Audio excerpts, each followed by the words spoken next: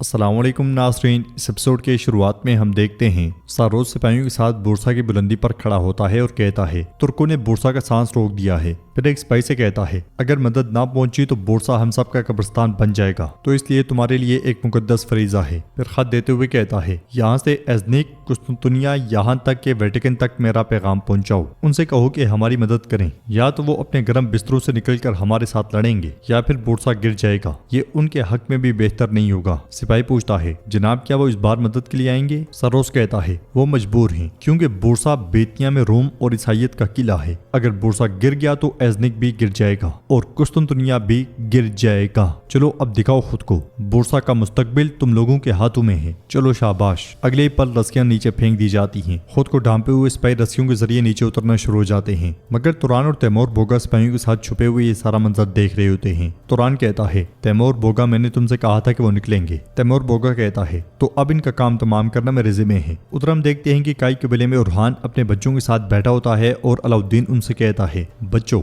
मैंने तुम्हारे वालिद को जिलावतन नहीं किया, हमने तुम्हारे बाबा के साथ एक खेल खेला, इसलिए मैं उस्मान साहब मलून खातून के साथ वहां आते हैं। और उरहान से कहते हैं काइयों के सरबराह तुम हो लेकिन खानदान का सरबराह मैं हूँ। यह सुनते साथ ही उरहान हट जाता है और उस्मान साहब सामने वाली पोस्ट पे बैठ जाते हैं। वो कासिम और सुलेमान को भी अपने पास बुला लेते हैं। सुलेमान पूछता है दादा जान क्या आप कहीं जा रहे हैं? तो उस्मान साहब कहते हैं नहीं नहीं मैं यही हूँ। कासिम कहता है तो फिर आपने कबीला बाबा के हवाले क्यों किया? उस्मान साहब कहते हैं ताकि मैं आप लोगों के साथ ज्यादा से ज्यादा वक्त गुजार सकूं। मैं तो कहता हूँ कि अब से आप दोनों मेरे बुरान और जेर कुतैब बन जाएं। सुलेमान एकदम से कहता है मैं बुरान बनूंगा। तो कासिम कहता है नहीं नहीं बुरान में बनूंगा। यह सुन के अलाउद्दीन कहता है अल्लाह अल्लाह आपने जेर कुतैब में क्या कमी देखी है बच्चों? मलून खातून कहती है ध्यान से वो सुन ना ले, बहुत जलेगा। फिर उरहान कहता है हम जब तक क्यों एक साथ हैं हर किस्म की मुसीबत हमसे दूर है। अब हम एक और खुशखबरी आपको देना चाहते हैं जो इस दस्तरखान की खुशी और बरकत में इजाफा करेगी। नीलुफर और मेरे यहाँ एक और औलाद होने वाली है। यह सुन के सब बहुत खुश होते हैं और सुलेमान कहता है मेरे अल्लाह में दूसरी बार बड़ा भाई बन रहा हूँ। कासिम तुम भी बड़े भाई बन रहे हो। कासिम कहता है अच्छा है हम और भी ज्यादा हो जाएंगे। फिर उस्मान साहब कहते हैं अल्हम्दुलिल्लाह एक औलाद का मतलब एक और नस्ल है। हमारे कबीले के लिए बाइस से रहमत और हमारे घर के लिए बरकत हो बेटा। सब बारी बारी उन्हें मुबारकबाद और दुआएं देते हैं। इसलिए में कासिम पूछता है अलाउद्दीन चचा आपके यहाँ नाना मेहमान कब आएगा? यह सुन के गोंजा बहुत परेशान हो जाती है। मलून खातून कासिम से कहती है मेरे बच्चे हर औलाद का अपना वक्त होता है, हम इंशाअल्लाह वो दिन भी देखेंगे। गोंजा को परेशान देखकर अलाउद्दीन उसे हौसला देता है और उस्मान साहब कहते हैं चलो चलो शुरू करो, बिस्मिल्लाह आफियत हो। उधर हम देखते हैं कि बुरसा से निकलने के बाद सारोज के सिपाही जंगल से आगे बढ़ रहे होते हैं,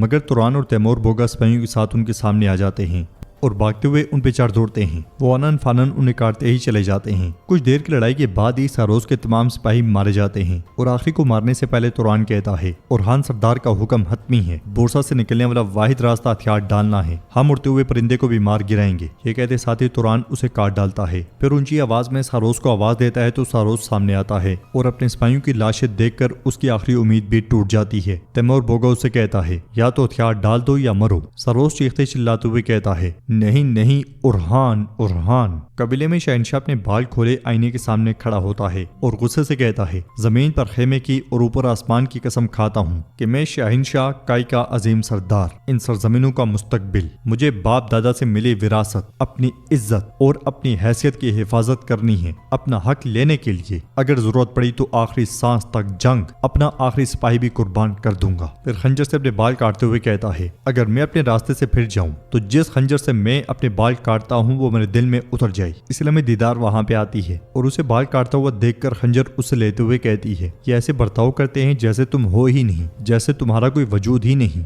जैसे तुम कुछ भी नहीं हो। यगीत उनके साथ मुत्तहिद हो गया है। शहनशाह कहता है वो एक सिपाही है, उसकी जगह उसके सरदार उसके कुमानदार के पास है। मेरे सीने में आग लगी है लेकिन मैं आवाज नहीं निकालता। मेरे दर्द में इजाफा करने वाली बात ये सब होते हुए उस्मान सरदार का एक लफ्ज तक ना कहना है। दीदार कहती है आह शाहीन मेरे शाहीन, जैसे सल्जूकी सल्तनत का सबसे बड़ा वारिस, कैनिक का अजीम सरदार, अलखानियों के खिलाफ बगावत का सरखील, काइयों के लिए खुद को मिटा देने वाला, मेरा जख्मी शेर। उस्मान तुम्हें सरदारी देता जो तुम्हारा हक थी, उल्टा उसने अपने बेटे को चुन लिया। ये कहते साथ वो उसके बाल काट देती है और मजीद बाल काटते हुए कहती है क्या तुम्हारे लिए यही हक समझा गया? शहनशाह कहता है नहीं है दीदार खातून, नहीं है। दीदार कहती है जिस उस्मान सरदार की खातिर तुमने हर चीज छोड़ दी, क्या तुम इस बात पर राजी रहोगे कि वो अपने बेटों के लिए तुम्हें قربان کر دے؟ شہنشاہ کہتا ہے اگر میں راضی ہو بھی جاؤں وہ دن بھی زیادہ دور نہیں ہوگا جب وہ سمجھ جائیں گے۔ دیدار شہنشاہ کے بال کاٹتے ہی چلی جاتی ہے۔ ادھر سوغت میں فلاویوس کو ہوش آ جاتا ہے۔ وہ ادھر ادھر دیکھنے لگ جاتا ہے کہ باہر سے فاطمہ کی آواز آتی ہے۔ وہ تاجر کیسا ہے؟ یہ سنتے ساتھ ہی فلاویوس پھر سے آنکھیں بند کر لیتا ہے۔ فاطمہ کمرے میں داخل ہوتی ہے اور اسے دیکھتے ہوئے کہتی ہے اس کے قد کاٹ کو دیکھ کر تو کوئی اسے کچھ سمجھے گا، خنجر کے ایک ہی وار سے ڈیر ہو گیا، لگتا ہے سانس نہیں لے رہا، حکیم کو بلاؤ۔ یہ سنتے ساتھ ہی خاتون چلی جاتی ہے اور فاطمہ فلاویوس کا جائزہ لیتی ہے، پھر قریب ہو کر اسے دیکھتی ہے کہ فلاویوس اپنی آنکھیں کھول لیتا ہے۔ یہ دیکھ کر فاطمہ ایک دم سے پیچھے ہو جاتی ہے۔ فلاویوس کہتا ہے میں نہیں مرا، ڈرو مت۔ فاطمہ کہتی ہے بھلا میں کیوں ڈروں گی، میرا تم سے کیا لینا دینا؟ فلاویوس کہتا ہے تم ڈر گئی، تم نے وہاں جو بھی کہا میں نے سن لیا۔ فاطمہ خنجر اس کے گلے پہ رکھتے ہوئے کہتی ہے لیکن تم احتیاط برتو گے؟ فلاویوس اٹھتے ہوئے کہتا ہے احتیاط برتوں گا لیکن جو میں دیکھوں گا وہ مجھے حیران کر دے گا فاطمہ خاتون، میں نہیں جانتا تھا کہ آپ ایک زخمی پر خنجر نکالنے جتنی ظالم ہوں گی۔ فاطمہ پیچھے ہٹتے ہوئے کہتی ہے یہ تو کچھ بھی نہیں، اگر تم نے حد پار کرنے کی کوشش کی تو پھر تم اصل ظالم دیکھو گی،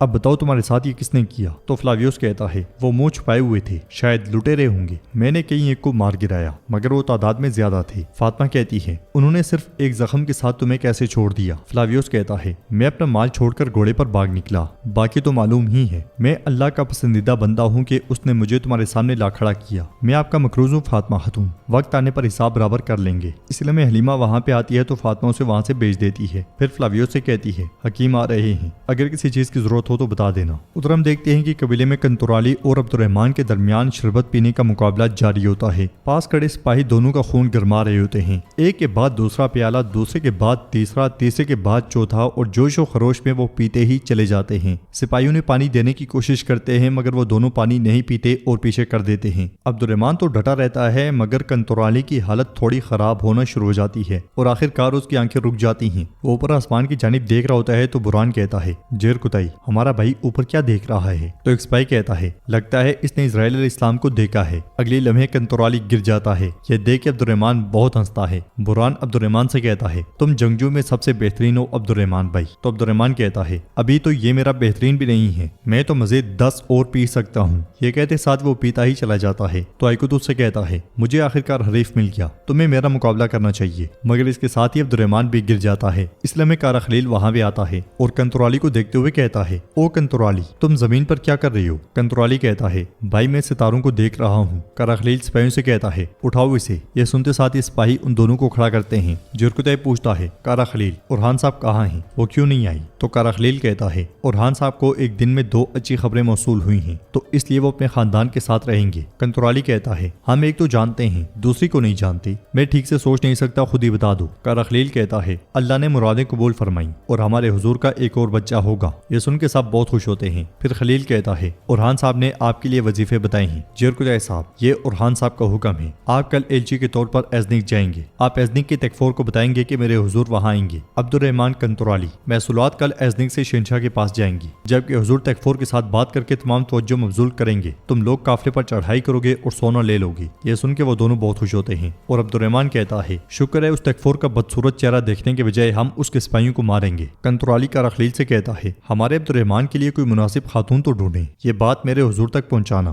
عبد الرحمن غصے سے کہتا ہے اپنے الفاظ پہ غور کرو کنتورالی، مگر احساس ہونے پر ہنستے ہوئے کہتا ہے غور کرو اپنے الفاظ پہ غور کرو۔ جرکتائی انہیں دیکھتے ہوئے کہتا ہے یہ شربت کی وجہ سے ہے، بلبان دمرل چلو اب تمہاری باری ہے۔ وہ دونوں بھی آمنے سامنے آ کے شربت پینے لگ جاتے ہیں۔ بلبان کہتا ہے مجھے کپ کی ضرورت نہیں ہے، یہ کہتے ساتھ وہ بڑے برتن کو اٹھا کے منہ کے ساتھ لگا لیتا ہے۔ دمرل بھی اس کی دیکھا دیکھی ایسا ہی کرتا ہے اور ناظرین ایپیسوڈ بھی اختتام پذیر ہو جاتی ہے۔ ویڈیو پسند آئے تو لائک کر دیں، شیئر کر دیں، سبسکرائب نہیں کیا ہوا تو سبسکرائب کرنے کے ساتھ ساتھ گھنٹی والے آئیکن کو دبانا مت بھولیں۔ انشاءاللہ ملتے ہیں نیکسٹ ویڈیو میں، تب تک کے لیے رکھیں اپنا اور اپنوں کا بہت زیادہ خیال۔ اللہ نگہبان۔